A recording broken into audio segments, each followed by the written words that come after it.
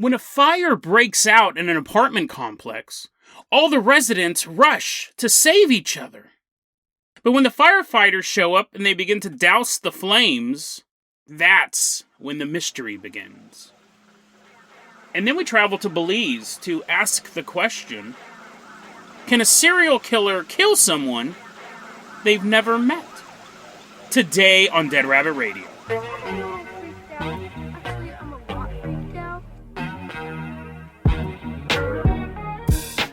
Hey everyone, welcome back to another episode of Dead Rabbit Radio. I'm your host, Jason Carpenter. I'm having a great day. Hope you guys are having a great day too. I'm feeling a lot better too, so hopefully that is apparent in my voice. Feeling much, much better. Someone who always makes me feel better, always giving me a ride around town. Everyone stand up and give a round of applause to one of our Thanksgiving live stream contributors. It's Church Goin' Mule. Everyone give a big round of applause for Church Goin' Mule as I'm riding around on his back. Whee! Church Goin's also sent in a ton of stories as well. Longtime supporter of the show, longtime listener of the show. Church Goin' Mule, you're going to be the captain, the pilot this episode. If you guys can't support the Patreon, I totally get it. Trust me, I get it. Just help spread the word about the show. That helps out so much. I understand not being able to give money financially, but if you can just tell your friends and family about it or put up flyers like I have in the show notes, that also really, really helps out the show. Really appreciate it. So, and we are going to do a Christmas Eve live stream. It'll be 5 p.m. Pacific Standard Time. If you want to join us for that, it'll probably be about an hour long, I'm thinking. So Christmas Eve, a live stream. And I think that's all of the general notes that I have to start off with. Church Goin' Mule, I'm going to go ahead and get ready to catch him in your clompers there. Church Goin' Mule, I'm going to toss you the keys to the Dead Rabbit dirigible. We're leaving behind Dead Rabbit Command. We're headed all the way out to Mexico. Might want to take this dirigible in. It sounds like a really happy cat. We're headed out to Altamira. That's in the Canarios subdivision in Mexico. And this story's fairly recent. This story's taking place like last week, mid-December 2021. So this story still has a lot of fresh witness statements on it. It's 4 a.m. And Fabiola Bunostro and her husband are sleeping in their little apartment complex in Altamira. And then, eat, eat, eat. They're like, what is Psycho coming into the house? Are we about to be stabbed to death in bed? That's supposed to be the sound of a fire alarm. So Fabiola jumps up. She's like, oh no. And she hears the neighbor's fire alarm going off. Eat, eat, eat, eat. And she's like, get up, husband. And he's like, what? He's like, I was having a beautiful dream about stabbing you to death in the shower. She wakes him up and they run over to the neighbor's apartment. There's like smoke coming out of the door. Eat, eat. Fiery noises and stuff, and the intense heat, and they hear someone coughing on the other side of the door and screaming. There's someone trapped in this fiery apartment. So they do, it's always tough in these type of situations. Like, you're not supposed to, like, open the door, but you're also not supposed to let people roast alive. So I don't know if I'd be brave enough to open the door, but anyways, they go to open the door, and at this point, their neighbors are, like, showing up with buckets of water. And I guess that would make the difference of whether or not I opened the door if I thought we could put it out. If I was in a hallway and I was like, oh, I wonder what's going on in here. And I was going to burn alive. But if my neighbors were standing there with water buckets and they're like, Jason, you're the one with free hands. Can you open the door, please? I'm like, I'm scared. So they're throwing water into the room, and Fabiola and her husband see a woman in the middle of this burning room, and they reach in and they pull her out of this room. The whole complex gets evacuated because of this, and the firefighters are showing up. Firemen jumping out. Squeaky squeak. Those are their boots. They're walking up the stairs. They're putting the fire out, and now all of the residents are out on the street corner, and they start talking about what happened. And Fabiola goes, yeah, it was actually, the fire started right next to ours. It was like our neighbor. Yeah, we had to go over there, and we had to rescue her. We had to rescue her right there. And Fabiola goes to, like, point to her. The woman's gone. And then her husband's looking around. He's like, I don't see her either. And Fabiola's like, oh, no. She was just here. The woman that we rescued from the fire was just here. But now she's not. And the crowd of people, the crowd of residents kind of looked for this girl. They got a description of her, but no one could find her. And one of the residents goes, that apartment next to you, there's not anyone there. There's no one living there. Fabiola and her husband kind of look at each other. They're like, there was someone there just a couple minutes ago. So after the firefighters do their job and they go away, they wait until the sound effect stops before everyone else kind of shuffles back into the apartment complex. The more curious among them, including Fabiola and her husband, go upstairs. I think this was taking place like on the 4th floor. So they go up to the apartment and they open the door and it's wet and it's charred. The place is pretty charred up. The fire didn't completely destroy the place, but it was empty. There's no furniture, no television, no PlayStation, nothing.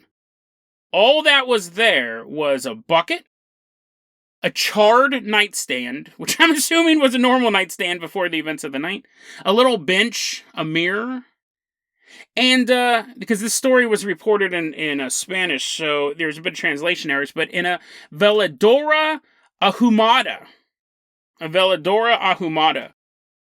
which directly translates as a smoked candle.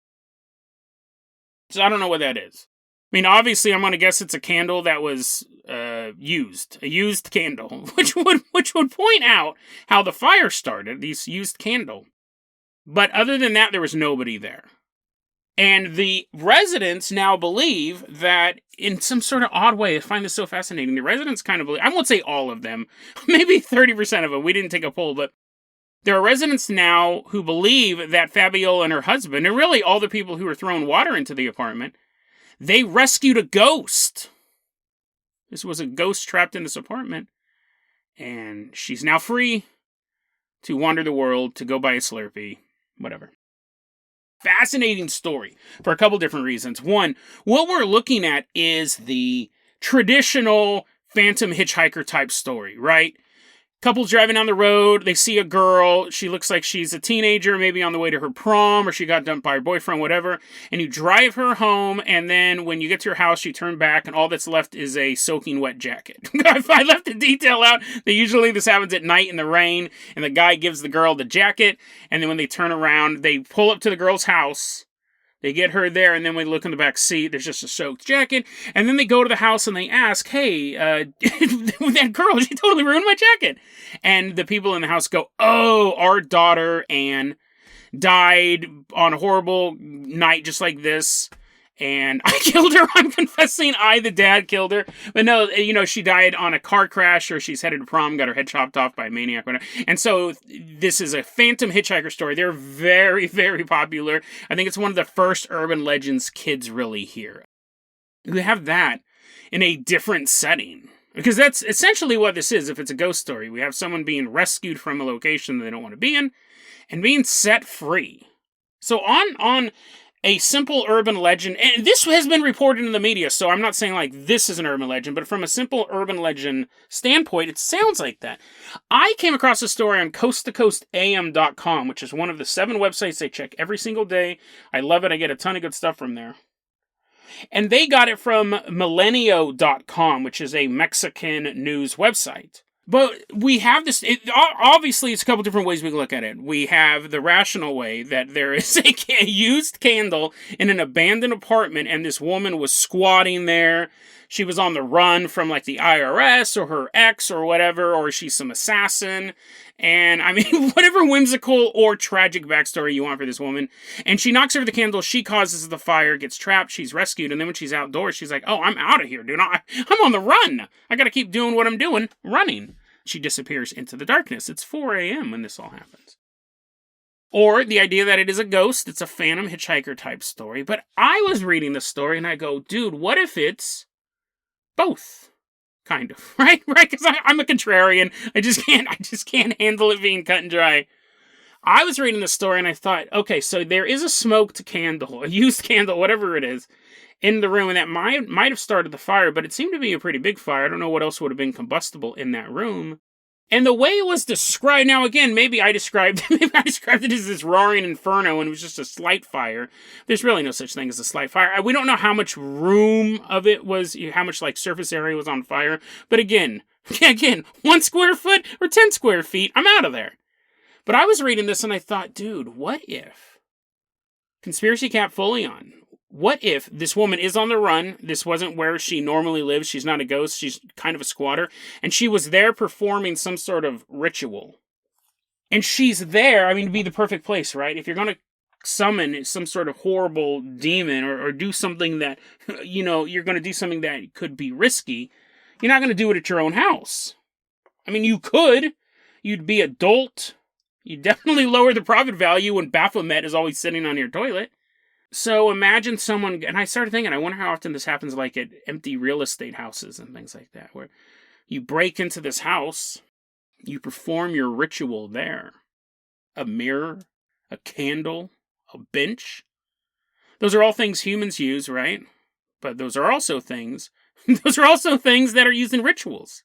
I just find that so fascinating. I mean, that's what you would do if you were dealing with high-level magic, high-level summoning. You go to a place that's not yours. You're doing this ritual. It goes wrong. It goes so wrong, the room erupts in flames. The ritual's gone wrong. You leave the scene. You get out of there and you leave. But if she did open something, did she close it? What's the repercussions of her performing this ritual wrong? Is that next door apartment to Fabiola and her husband no longer abandoned? No longer empty? Instead, there's something there, some primal force, sitting in the dark apartment, waiting for someone to open that door again. I mean, in that scenario, you would want it to be the ghost, right? You would definitely want it to be the ghostly hitchhiker in a scenario like that. But that's what I was thinking when I was reading this article. I thought this could be something far darker than just someone on the run or a phantom hitchhiker type story. This could have been someone trying to summon something. It went sideways. She left, and that rift, that door, still there.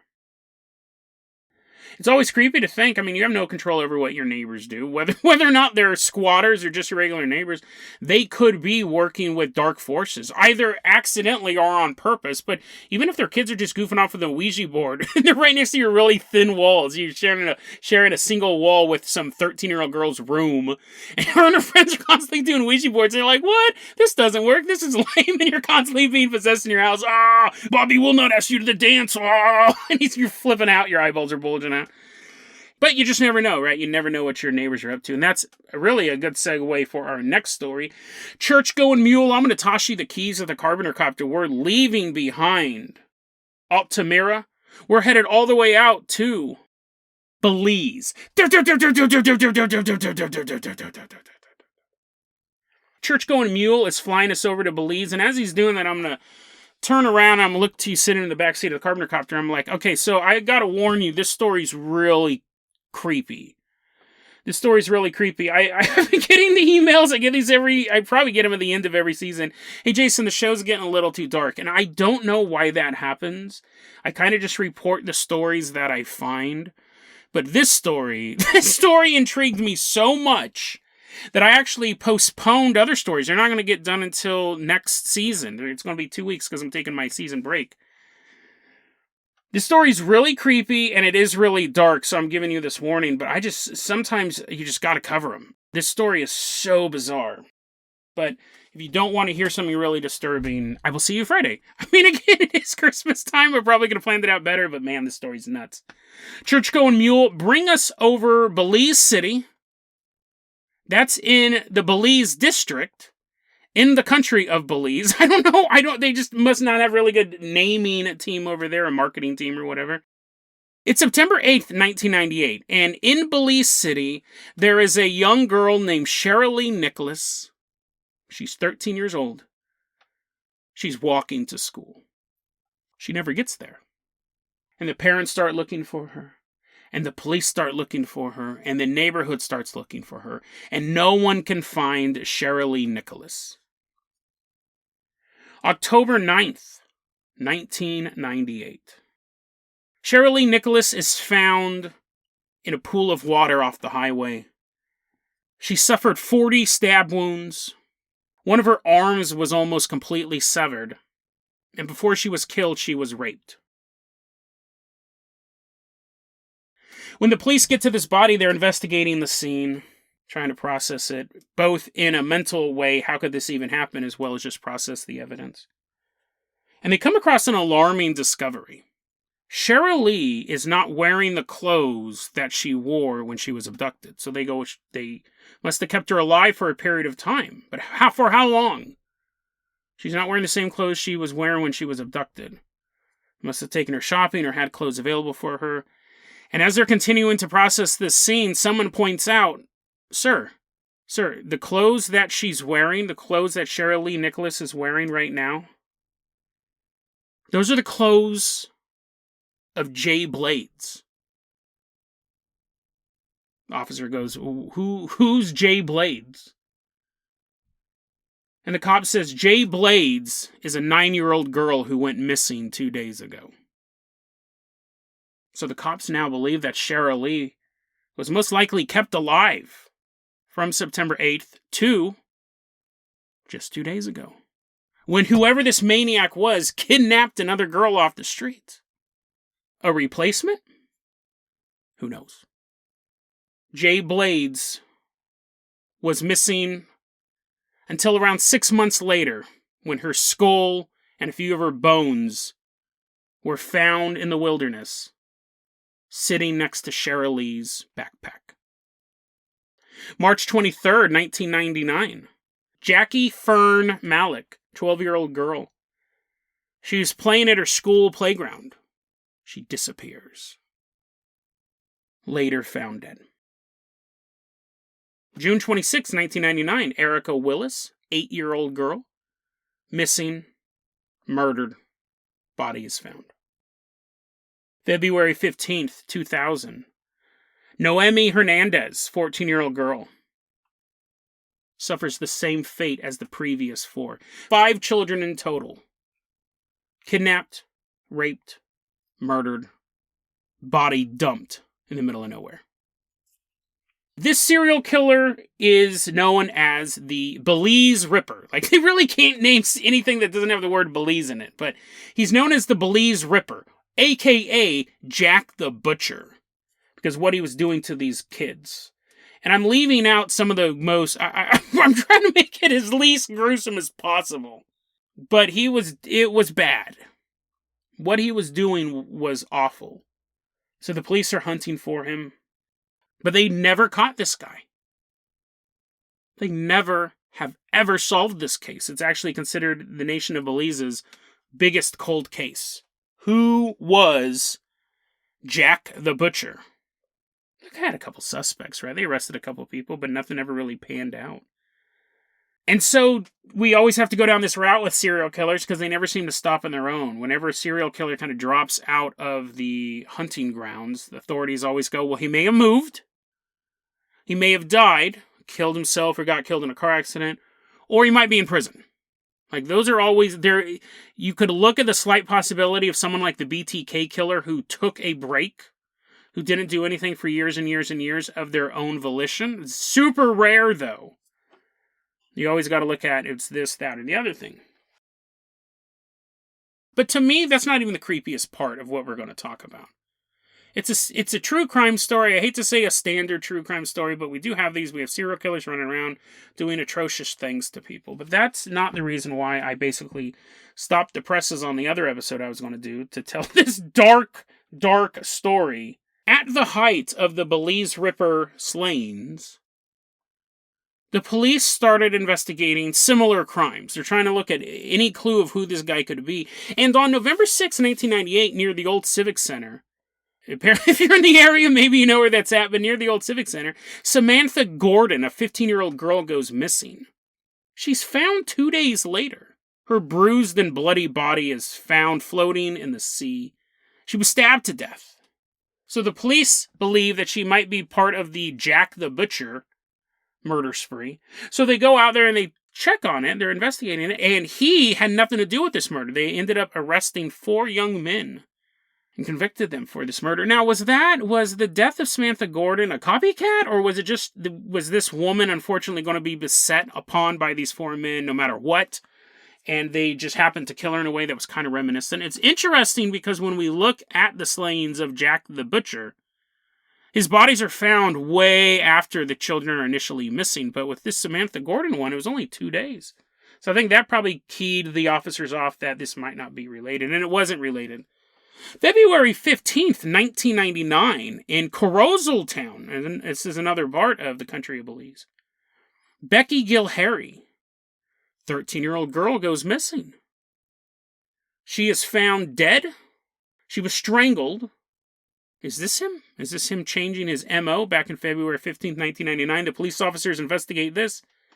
Family friend of the Gilharrys, family friend of Becky's family, Robert Hill, 22-year-old man, murdered her. Took this 13-year-old girl and strangled her. Friend of the family. So now you're starting to think, is this some sort of copycat thing? Like the first 4 guys, we don't have much information on them. They could have been hooligans. I'm not excusing it, but there are unfortunately different stages of murder, right? There's I owe a bunch of money to the mob type of murder, and then there's abducted from your playground murder. And that's just, it's an unfortunate striation of the way you have victims. So I don't know what the first girl's thing was. She could have burned them on a bad drug deal. I don't know. She could have just been a random... If she was a random choice, I would think they were trying to do a copycat murder, is what I'm saying. But we have this... I don't think Becky Gilharry owed money to the mob. 13-year-old girl goes missing, and we know she didn't because we know more information about this murderer, Robert Hill, family friend, 22 years old. What was it, a copycat? June 1999. In the town of Orange Walk, Karen Cruz... You're like, Jason, please just let this episode stop, bro. You've been naming off these... I know. Trust me, this is the last one. We're going to wrap it up here. And this is the doozy for me. This is the one that... Whew. Karen Cruz, a 10-year-old girl, goes missing. She is raped and murdered and left out in a field. And again, the police are still investigating this. As has Jack the Butcher struck again. It was her uncle. Her uncle who lived next door to her. He was obsessed with his 10-year-old niece. The neighbors, that's what they said. They go, yeah, dude, he was super creepy with her. He's always watching her. His name was Antonio Beza. He's 38 years old. Tried and convicted for the murder of his niece. This is so terrifying to me. I can wrap my head around a serial killer. I can wrap my head around someone being so broken that they can't function in normal human society, so they figure that it is not them that is the little one. It is not them that is the child among giants. They're the giant, and the rest of the world are children's, and man was meant to be hunted, and if only we could cull the weak and let the rain wash down on the sinners, and all of that stupid delusional nonsense that basically they never grew out of their 12-year-old edgy phase. That's a serial killer, and I can wrap my head around a serial killer. I can wrap my head around lunatics. I can wrap my head around people snapping, as much as I hate it, as much as that's the scariest story for me, someone snapping. But what I find so weird and so creepy about this is there's a couple different ways we could look at this. Antonio Beza, 38-year-old man, living next door to his niece, Karen Cruz, 10-year-old girl. It's possible that this dude was always a sicko. It's possible that from day one, this dude was a sicko, and he might have moved next to the house so he could be close to Karen, and he'd been stalking her for the longest time, and then he couldn't handle it anymore. He went after her, took her life. And I can wrap my head around that. I'm not saying it's good, but I've seen evil like that in the world. So if I just saw that as a headline, I'd be like, that's a tragedy. But it wouldn't shock me, right? That's unfortunate. It doesn't shock us anymore. Then let's look at a paranormal answer. That what happens when you have evil come to town?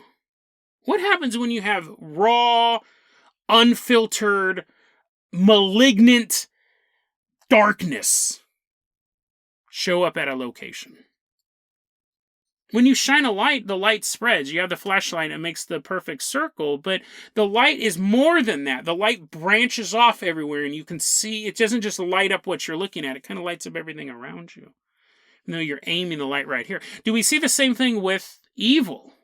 It could be encased in a single man. It could be this possession, this darkness encased in this human being. If he went to a Jamba Juice and he's not actively murdering anyone right now, would other people feel that? Would that evil kind of infest off of him? Is that a word?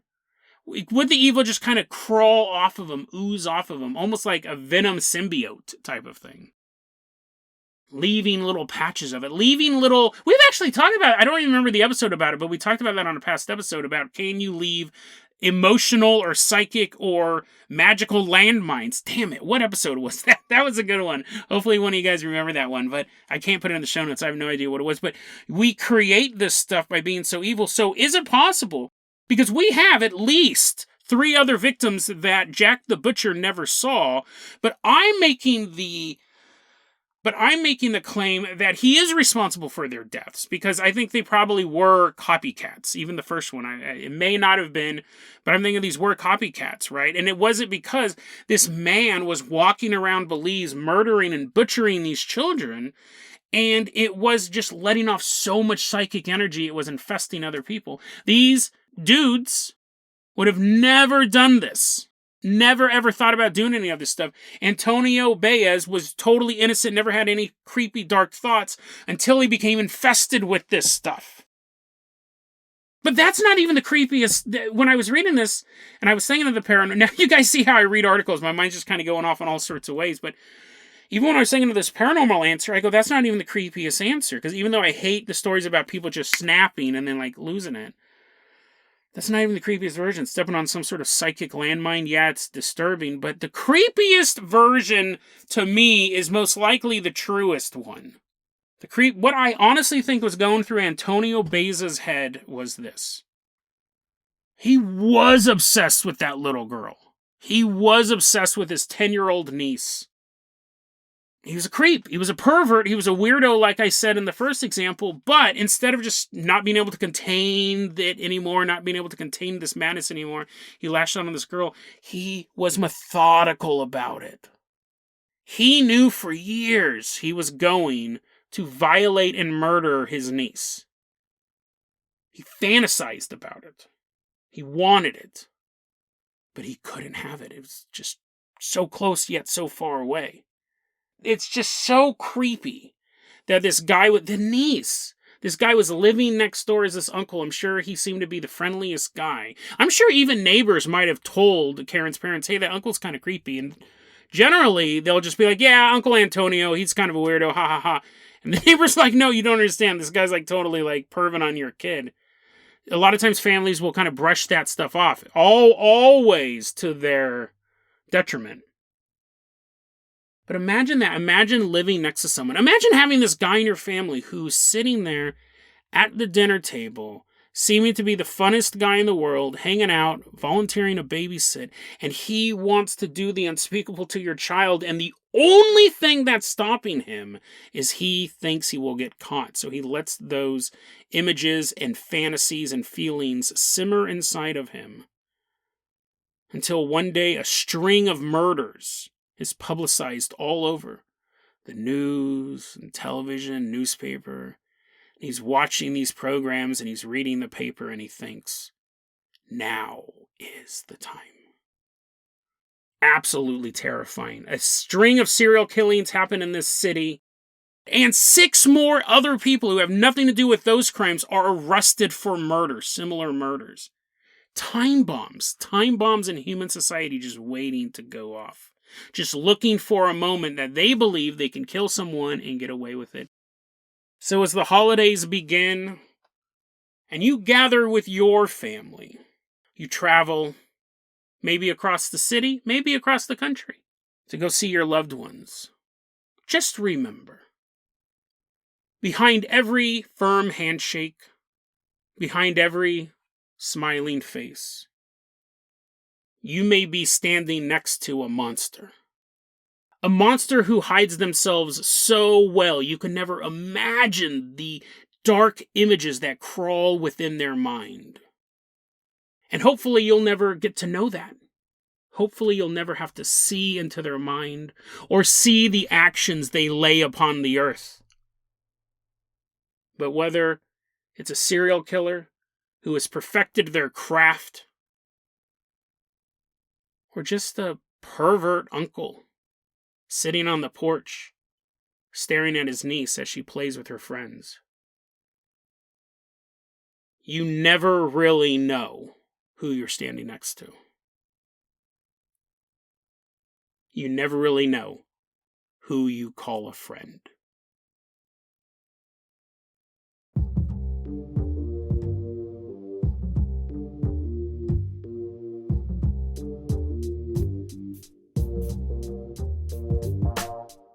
deadrabbitradio@gmail.com is going to be our email address. You can also hit us up at facebook.com/deadrabbitradio. TikTok is at deadrabbitradio. Dead Rabbit Radio is the daily paranormal conspiracy and true crime podcast. You don't have to listen to it every day, but I'm glad you listened to it today. Have a great one, guys.